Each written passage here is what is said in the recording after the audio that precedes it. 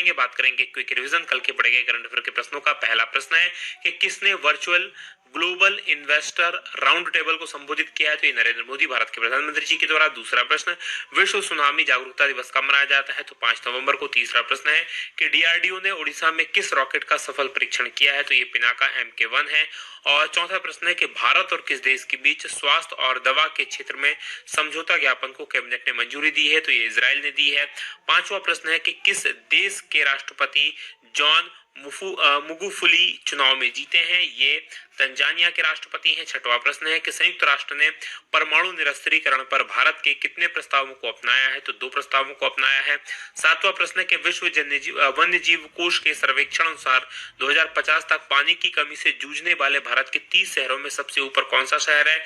तो इसमें जयपुर सबसे ऊपर है। और आठवां प्रश्न है कि केंद्रीय प्रदूषण नियंत्रण बोर्ड के अनुसार प्रदूषण के लिहाज से देश में पहले स्थान पर कौन सा शहर है? तो मुरादाबाद पहले स्थान पर है। नवा प्रश्न है कि ONGC विदेश लिमिटेड के नए MD और CEO कौन बने हैं? तो ये AK गुप्ता बने हैं। और 10वां प्रश्न है कि हाल ही में NPCL ने किस कंपनी को पेमेंट सर्विस शुरू करने की अनुमति दी है? तो ये व्हाट्सएप के लिए दी गई है।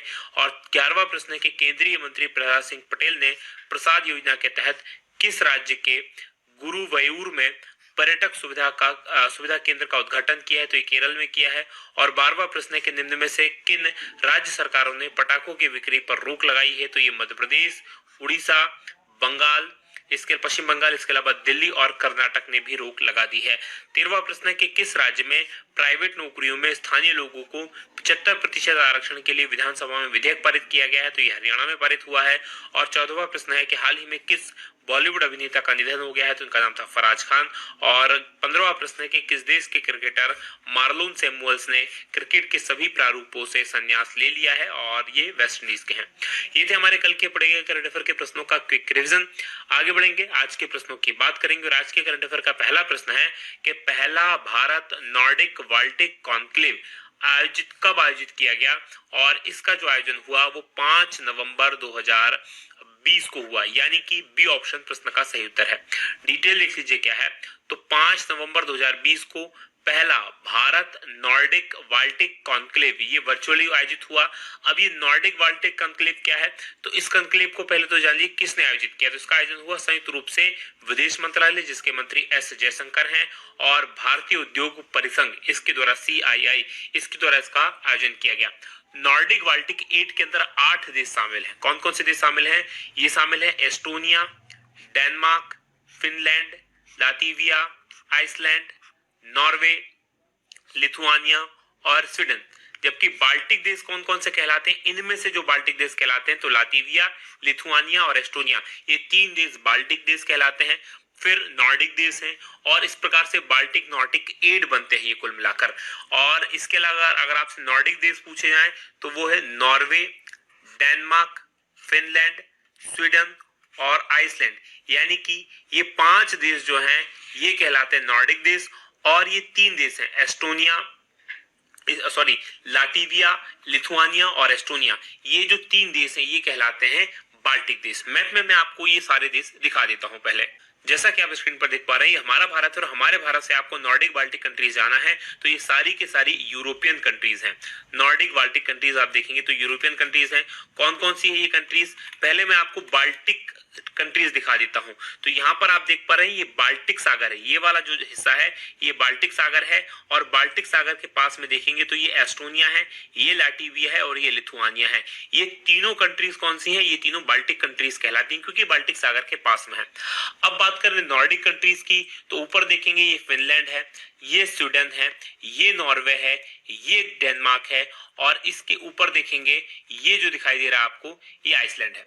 ये सारी कंट्रीज क्या कहलाती हैं? ये नॉर्डिक कंट्रीज कहलाती हैं। ये आपको याद रखना है। आगे बढ़ेंगे, बात करेंगे अगले प्रश्न की। अगला प्रश्न आपके सामने दूसरा है कि बांग्लादेश और किस देश के बीच संयुक्त नौसेना अभ्यास CARAT कैरेट बांग्लादेश 2020 शुरू हुआ है? और ये शुरू हुआ है बांग्लादेश और अमेरिका के बीच में, यानी कि बी ऑप्शन ए ऑप्शन प्रश्न का सही उत्तर है। डिटेल देख लीजिए क्या है। तो संयुक्त राज्य अमेरिका और बांग्लादेश की नौसेनाओं के बीच में 4 नवंबर 2020 को संयुक्त रूप से एक अभ्यास शुरू हुआ, cooperation afloat readiness and training, जिसको शॉर्ट में CARAT कहा जाता है, तो कैरेट बांग्लादेश 2020 के नाम से। और ये नौसेना अभ्यास जो है साझी समुद्री सुरक्षा चिंताओं से, यानी समुद्र में सुरक्षा को लेकर जो चिंताएं होती है उनको दूर करने के लिए संयुक्त राज्य अमेरिका और बांग्लादेश की सेना एक साथ काम करे, इसको लेकर शुरू किया गया है। और ये खुले और मुक्त हिंद प्रशांत क्षेत्र को सुनिश्चित करने के लिए साझेदारी को मजबूत करेगा, यानी कि जो हिंद प्रशांत क्षेत्र है वो खुला होना चाहिए सभी के लिए और सुरक्षित भी होना चाहिए। बात करेंगे हम बांग्लादेश की, तो यहाँ की राजधानी ढाका है, प्रधानमंत्री शेख हसीना है, मुद्रा यहाँ की टका है। जबकि अगर अमेरिका की आपसे बात की जाए तो अमेरिका की जो राजधानी है वो वॉशिंगटन DC है, राष्ट्रपति वहां के अभी तक तो डोनाल्ड ट्रंप है, आगे कौन रहेगा आपको बता दिया जाएगा, और वहां की मुद्रा डॉलर है। मैं आपको मैप में दोनों देश लिए चलता हूँ। तो जैसा कि आप स्क्रीन पर देख पा रहे हैं हमारा भारत है, और हमारे भारत से अगर आपको जाना है बांग्लादेश, तो ये देखेंगे यहाँ पर बांग्लादेश है, जहां पर ये कैरेट बांग्लादेश अभ्यास हुआ है, ये बांग्लादेश है जिसकी राजधानी ढाका है। और बांग्लादेश से या भारत से आपको अमेरिका जाना है तो ये जस्ट अपोजिट में भारत या बांग्लादेश दोनों के किधर से भी आप यहाँ पर पहुंच सकते हैं। तो अगर आप पूर्व की तरफ से जाएंगे तो ये पूरा पैसिफिक ओशन क्रॉस करने के बाद में ये आपको जो देश दिखाई दे रहा है ये अमेरिका है। और अमेरिका की राजधानी अगर आप देखेंगे तो ये वॉशिंगटन DC जो है अमेरिका की राजधानी है, ये आपको याद रखना है। जबकि देखेंगे इसका एक राज्य यहाँ पर है, इसका नाम है अलास्का, और यहाँ पर वर्तमान में चुनाव चल रहे हैं, तो जिसकी न्यूज आप देख पा रहे होंगे। ऊपर इसकी सीमा कनाडा के साथ में और नीचे इसकी सीमा मैक्सिको के साथ में लगती है। आगे बढ़ेंगे, बात करेंगे अगले प्रश्न की। अगला प्रश्न आपके सामने तीसरा है कि प्रधानमंत्री मोदी और किस देश के प्रधानमंत्री कोंटे के बीच वर्चुअली द्विपक्षीय शिखर सम्मेलन हुआ है, और ये सम्मेलन हुआ इटली के प्रधानमंत्री और भारत के प्रधानमंत्री के बीच में, यानी कि डी ऑप्शन प्रश्न का सही उत्तर है। डिटेल लिख लीजिए क्या है। तो भारत के प्रधानमंत्री नरेंद्र मोदी और इटली के प्रधानमंत्री जोजेपे कोंते, इनके बीच में एक वर्चुअली द्विपक्षीय शिखर सम्मेलन हुआ है, और 3 साल के दौरान ये प्रधानमंत्री इटली के साथ 5वां संवाद भारत के प्रधानमंत्री का रहा है। और जर्मनी, बेल्जियम, ब्रिटेन और फ्रांस के बाद यूरोपीय संघ के अंदर इटली जो है भारत का 5वां सबसे बड़ा व्यापारिक भागीदार है, यानी इन देशों के बाद सबसे ज्यादा व्यापार हमारा इटली के साथ ही होता है। भारत इटली के बीच 15 समझौतों पर भी हस्ताक्षर हुए हैं, इनमें ऊर्जा क्षेत्र के साथ साथ मीडिया और कृषि क्षेत्र में सहयोग को लेने के समझौते हैं। बात करें इटली की, यहाँ की राजधानी रोम है, प्रधानमंत्री गुसेप्पे कोंटे है, और मुद्रा यहाँ की जो है यूरो है। अब मैप में मैं आपको इटली लिए चलता हूं। तो जैसा कि आप स्क्रीन पर देख पा रहे हैं हमारा भारत, और हमारे भारत से अगर आपको इटली जाना है तो मूव करना पड़ेगा आपको पश्चिम में, क्योंकि इटली जो है यूरोप में है, ये भारत है, और भारत से जाएंगे तो ये जो देश आपको दिखाई दे रहा है ये इटली है, राइट। भूमध्य सागर के आसपास आसपास इसके भूमध्य सागर लगा हुआ, भूमध्य सागर के ऊपर देखेंगे तो ये वाला जो देश जगह है ये मेडिटेरियन सी यानी कि भूमध्य सागर कहलाता है, ये कहलाता है आयोनियन सी, ये कहलाता है टेरेशियन सी, और ऊपर का जो हिस्सा कहलाता है ये कहलाता है एड्रियाटिक सी, राइट। ये आपको याद रखना है। तो ये चारों तरफ पानी से घिरा हुआ है, ये इटली है। इसकी राजधानी अगर आप देखेंगे तो यहाँ पर रोम जो है इसकी राजधानी है, तो ये आपको याद रखना है। ऊपर इसकी सीमा किन किन से लगी हुई है, तो यहाँ पर आप देखेंगे तो ये फ्रांस के साथ इसकी सीमा लगी है, इधर देखेंगे तो ये स्विट्जरलैंड है, ये देखेंगे तो ऑस्ट्रिया है, ये देखेंगे इधर तो ये स्लोवेनिया है, और इधर देखेंगे तो ये क्रोएशिया है। अब यहाँ पर देखेंगे छोटा सा देश है सैन मैरिनो, यहाँ पर स्थित है सैन मैरिनो, और इधर देखेंगे तो एक और छोटा सा देश है ये मोनाको, तो ये भी एक छोटा सा एक शहर है एक्चुअल में, लेकिन एक देश है, शहरी देश जैसे सिंगापुर है उसी प्रकार का। अब इसी इटली का एक हिस्सा यहाँ पर है, ये आप देख पा रहे होंगे, ये सेंटेनिया जो है ये भी इसी का द्वीप है, जबकि ये जो द्वीप है ये फ्रांस का है, ये आपको याद रखना है। और ये सब मेडिटेरियन सी यानी कि भूमध्य सागर में स्थित है। आगे बढ़ेंगे, बात करेंगे अगले प्रश्न की। अगला प्रश्न है, उससे पहले मैं आपको बता देना चाहता हूं और जो शिखर वार्ता हुई है भारत के प्रधानमंत्री की, तो प्रधानमंत्री नरेंद्र मोदी और डेनमार्क की प्रधानमंत्री मैट फ्रेडरिक्सन के बीच में 28 सितंबर को एक द्विपक्षीय इसी प्रकार का वर्चुअली सम्मेलन हुआ। और प्रधानमंत्री नरेंद्र मोदी और श्रीलंका के प्रधानमंत्री महेंद्र राजपक्षे के बीच में 26 सितंबर को इसी प्रकार की वीडियो कॉन्फ्रेंसिंग भारत श्रीलंका द्विपक्षीय शिखर बैठक का भी आयोजन हुआ है।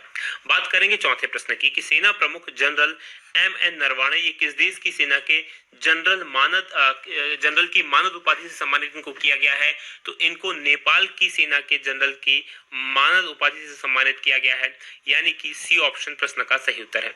डिटेल लिख लीजिए क्या है, तो सेना प्रमुख जनरल एम नरवणे, इनको जो नेपाल की राष्ट्रपति हैं विद्या देवी भंडारी, उन्होंने नेपाली सेना के जनरल की मानक उपाधि प्रदान की है। और दोनों देशों के बीच में सेना अध्यक्ष को मानक उपाधि देने की ये परंपरा करीब 7 दशक यानी 70 साल पुरानी है। यानी भारत की आजादी के बाद से ही नेपाल और भारत के बीच में इस प्रकार के संबंध रहे हैं कि भारत की सेना नेपाली जो सेनाध्यक्ष होते हैं उनको मानद उपाधि देती है जनरल की, और भारत के सेनाध्यक्ष को नेपाल में ये उपाधि दी जाती है। आपको याद होना चाहिए कि अभी जो नरवणे साहब हैं वो 3 दिन की नेपाल यात्रा पर गए हुए हैं और भारत नेपाल के बीच में सीमा विवाद को लेकर चीजें अभी थोड़ी सी ठीक नहीं थी, तो उन्हीं चीजों को लेकर ये सारी कवायद की जा रही है। बात करेंगे नेपाल की, तो यहाँ की राजधानी काठमांडू है, प्रधानमंत्री केपी शर्मा ओली हैं और राष्ट्रपति विद्या देवी भंडारी हैं और मुद्रा यहाँ की नेपाली रुपया है। आगे बढ़ेंगे, बात करेंगे अब हम 5वें प्रश्न की कि बुल स्ट्राइक नामक तीनों सेनाओं का एक 3 दिवसीय संयुक्त सेना अभ्यास कहां आयोजित हुआ है, और इसका आयोजन हो रहा है अंडमान निकोबार में।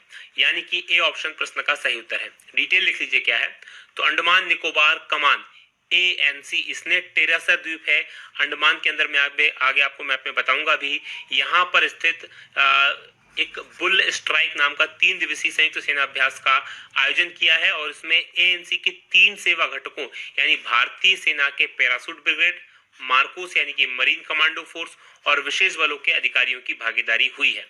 और यह अभ्यास टेरेसा द्वीप में आयोजित किया गया जो रणनीतिक रूप से इंपॉर्टेंट निकोबार द्वीप समूह में स्थित है।